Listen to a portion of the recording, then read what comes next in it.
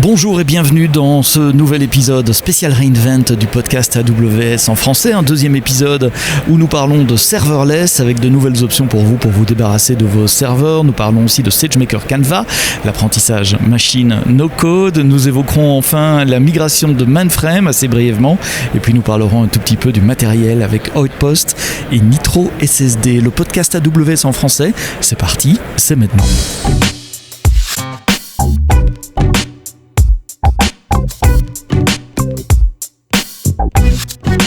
Bonjour et bienvenue dans ce deuxième numéro spécial AWS Reinvent. Vous le savez, Reinvent, c'est la conférence client d'AWS qui se tient annuellement à Las Vegas, Nevada, aux États-Unis. Et j'enregistre ce podcast aujourd'hui, mardi 30 novembre, en direct. Enfin, je l'enregistre en tout cas depuis l'Expo Floor. Donc l'Expo Floor, c'est la partie exposition où nos partenaires ont des stands où on peut découvrir des tas de solutions qui tournent sur le cloud. Je suis dans le stand AWS pour le moment, mais d'ici où je suis assis, je vois le stand de Verizon, je vois Cisco, je vois New Relic, je vois Datadog, Micro Focus, ce genre de compagnie. On peut voir plein de démos, et puis aussi collecter des t-shirts et du swag et des autocollants et des trucs bien sympas. Je commence ce premier épisode du podcast avec un peu de bruit derrière moi, mais je voulais vous faire vivre également AWS Reinvent depuis l'intérieur et pas uniquement enregistrer des podcasts dans ma chambre d'hôtel aseptisée et insonorisée. Ce matin, c'était la keynote d'Adam Slepski, le nouveau CIO d'AWS, qui a fait pas mal d'annonces. Il y en a qui l'a fait sur scène, et puis il y en a que je vais parler avec vous, qui ont été faites juste après la keynote également. Cette keynote qui était sur le thème de l'innovation. Comment nos clients utilisent les technologies cloud pour innover, comment certains de nos clients voient des choses que d'autres ne voient pas, vont plus vite, développent des outils et vont plus vite que leurs concurrents pour acquérir des parts de marché ou pour satisfaire leurs clients, et comment AWS peut accompagner ces clients, tous petits et grands, et en innovant en votre nom. Et une des innovations dont Adam a parlé, ce sont les processeurs Graviton. Vous savez, le silicone AWS, les processeurs créés, conçus par AWS autour d'une architecture ARM. Nous avons lancé Graviton 1 il y a quelques années déjà, Graviton 2 il y a 2 ans, et bien voilà un refresh maintenant avec Graviton 3 qui offre encore 25% de plus de performance que l'ancienne génération Graviton 2, qui elle offrait déjà un ratio coût-performance de 40% mieux que des instances x64 équivalentes. Donc il y a un nouveau type d'instance EC2 qui s'appelle C7G, qui est en preview pour le moment, qui tourne avec ses processeurs Graviton 3. Essayez-les si vous êtes à la recherche de performance ou d'excellents ratios entre le coût et la performance. Elles sont en preview pour le moment, disponibles dans 2 régions des États-Unis pour le moment, parce que c'est la preview. C'est US East 1, donc Northern Virginia, et US West 2, donc Portland, Oregon. L'annonce d'aujourd'hui qui m'intéresse le plus, moi, avec ma casquette de développeur, et si vous êtes développeur aussi, vous avez peut-être envie de mettre les mains dans le machine learning, mais vous n'avez jamais vraiment osé vous y balancer. Et quand vous écoutez vos collègues spécialistes qui en parlent, ouais, ça a l'air douable, faisable, mais c'est pas... Enfin voilà. Nous annonçons une nouvelle capacité, une nouvelle fonction dans SageMaker qui s'appelle SageMaker Canva, qui vous permet de générer des modèles et de les tester sans écrire une seule ligne de code. Donc tout avec une interface graphique. Vous importez vos données. Ça peut être à partir de S3 par exemple ou d'autres sources de données. Vous avez des fichiers CSV. Graphiquement, vous indiquez quelle est la colonne que vous voulez prévoir, sur laquelle vous voulez faire des prédictions, et SageMaker Canva va commencer son analyse automatiquement. Il va analyser les données que vous avez données, il va vous montrer son score de confiance, dire ok, mes prédictions seront bonnes à 95%. Il va vous montrer aussi quelles sont les autres colonnes dans votre dataset qui influencent le plus la prédiction, donc vous pouvez un peu tuner votre dataset en fonction de ça. Une fois que vous êtes confiant, vous lancez la génération du modèle, il génère le modèle, et ce modèle, après, c'est un vrai modèle de machine learning, donc vous pouvez le déployer en production, le donner à d'autres équipes de data scientists, ou vous pouvez le tester toujours sans écrire une seule ligne de code, donc vous pouvez lancer des prédictions en tapant les champs d'entrée et en regardant les prédictions fournies par le modèle. Donc c'est un vrai environnement de développement no-code pour le machine learning. Allez jeter donc un coup d'œil sur SageMaker Canva, c'est disponible pour tout le monde dès aujourd'hui. La keynote de ce matin était aussi placée sous le thème du serverless. Alors même s'ils ne l'ont pas présenté comme ça, il y a eu un faisceau de services qui se déclinent maintenant en serverless et des services plutôt d'analyse de données, de data analytics. Le premier, c'est Redshift, Amazon Redshift. Vous savez, le service managé pour tourner des clusters de data warehousing avec une base de données orientée colonne extrêmement performante pour faire des queries de rapports, de reporting. Amazon Redshift débarque avec une version serverless qui vous permet de tourner votre job d'analytics sans devoir provisionner vous-même des clusters Redshift. Donc c'est entièrement serverless, c'est du scale to zero, donc quand vous l'utilisez plus, il est plus là. On garde juste le stockage évidemment pour pouvoir reprendre un nouveau job et le cluster va grandir automatiquement en fonction de la quantité de jobs, de queries que vous lui soumettez. C'est mon collègue Danilo qui a écrit le blog post qui vous montre tout ça, comment ça marche. Il y a deux unités de stockage, de prix, une en fonction du compute, mais je le répète, c'est un scale to zero, donc quand vous ne l'utilisez pas, il n'y a plus rien. Et puis après, ça monte avec selon votre utilisation. Et puis évidemment, il y a l'unité de prix de stockage. Quelle est la partie de stockage de données, le volume de données que vous gardez dans votre cluster. C'est un public preview, donc il ne faut pas s'inscrire. C'est disponible en Northern Virginia et Europe, c'est aussi Francfort et Irlande. Et dès que vous commencez à l'utiliser, on vous donne $500 de crédit qui seront crédités sur votre compte automatiquement pour vous donner justement la possibilité d'explorer Redshift et d'essayer vos workloads et d'essayer vos workflows sur Redshift. Donc ce sont des crédits qui vous permettront de tester Amazon Redshift Serverless sans devoir débourser un centime ou un dollar, et ça va couvrir vos coûts évidemment de compute, de stockage, les snapshots uniquement pour Amazon Redshift évidemment. C'est pas $500 qu'on vous donne sur votre compte AWS, mais ça vous permet de tester ce service-là sans rien dépenser. D'autres services qui partent en mode serverless également, sans le dire, c'est Amazon Kinesis Data Stream. Vous savez, Kinesis, ce service, il est déjà serverless, qui vous permet d'ingérer des données.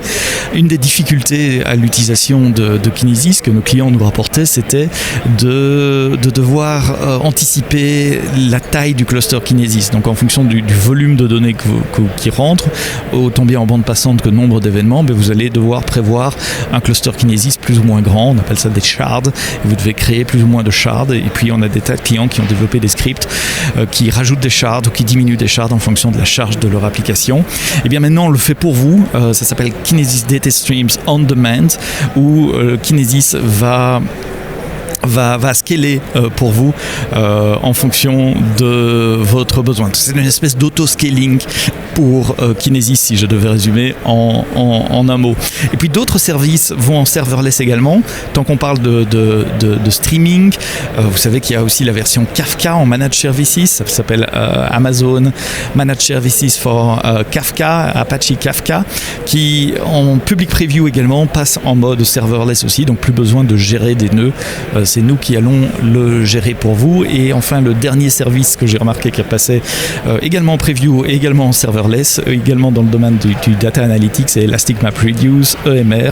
Vous pouvez maintenant créer des clusters pour tourner vos jobs Hadoop ou Spark sans avoir à gérer vous-même les instances EC2. Donc Amazon EMR passe en serverless également. Pendant la keynote, Adam a mentionné que tous les types d'applications, tous les types de workloads pouvaient migrer dans le cloud, y compris les choses auxquelles on ne pense pas immédiatement en pensant cloud. Ce sont les mainframes. Vous savez, les mainframes, c'est ces grosses machines relativement statiques qui offrent des fonctions souvent critiques pour le métier, beaucoup utilisées dans le secteur public, pour les gouvernements, pour les banques, pour les assurances. Eh bien, nous lançons aujourd'hui un nouveau service qui s'appelle AWS Mainframe Modernization, la modernisation des mainframes, qui vous met à disposition une infrastructure pour analyser votre code existant, pour le porter éventuellement. Il y a même un service qui transforme du COBOL vers du Java automatiquement, qui met à votre disposition les outils spécialisés tels que les compilateurs de Micro Focus COBOL via AppStream, un environnement d'exécution sur EC2. où vos applications ainsi modernisées peuvent retrouver leur environnement d'exécution. Par exemple, s'il y a besoin de moniteurs transactionnels ou de bases de données spécifiques à l'environnement mainframe, vous pouvez retrouver certains de ces outils préinstallés sur les instances C2. Et également des flux, des scripts pour déployer des pipelines de déploiement, du CI/CD, donc de l'intégration continue, du déploiement continu pour vos fonctions, votre code ainsi migré, donc pour appliquer les meilleures pratiques en matière de développement logiciel au monde mainframe. Donc un nouveau service qui s'appelle AWS Mainframe Modernization. Et puis je terminerai avec deux nouveautés côté matériel. J'ai commencé avec du matériel et les processeurs Graviton 3. Je vais terminer avec du matériel également.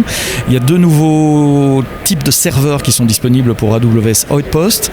Donc Outpost, c'est la possibilité de commander de l'équipement AWS, les mêmes équipements que ceux que nous tournons dans nos data centers, et de pouvoir le mettre dans vos data centers à vous pour certaines charges de travail qui ont besoin de proximité avec des machines-outils par exemple, ou avec d'autres équipements ou d'autres applications qui tournent on-prem.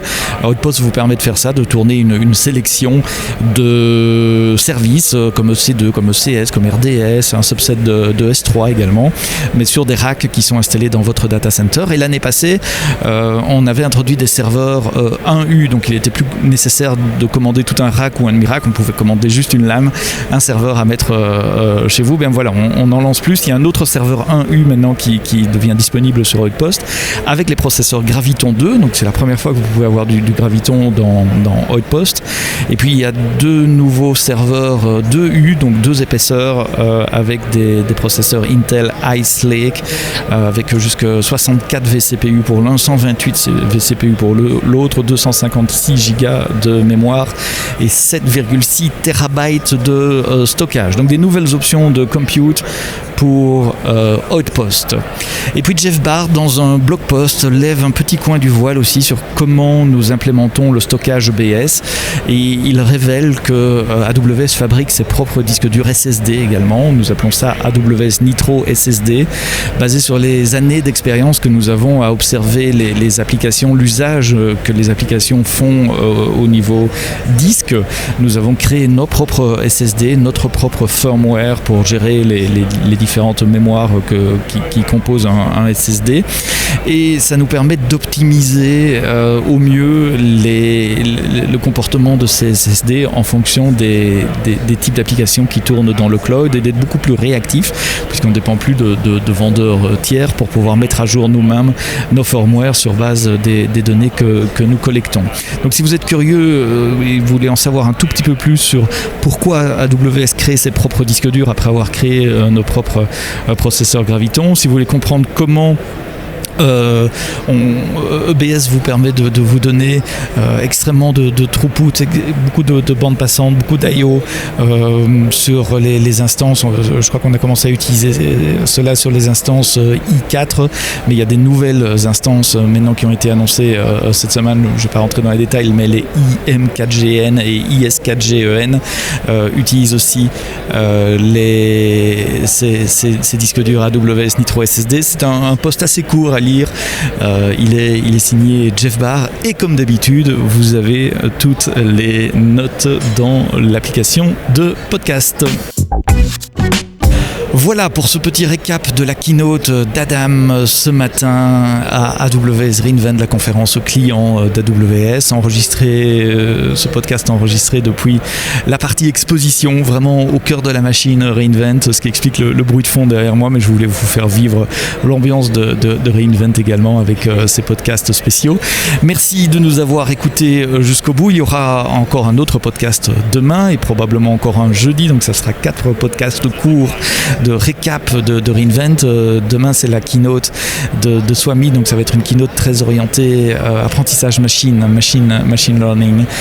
N'oubliez pas qu'il y a des récaps en vidéo également, c'est tous les après-midi à 4h30 sur le Twitch d'AWS, donc twitch.tv/AWS, et sur mon Twitch perso à moi, twitch.tv/SebAWS.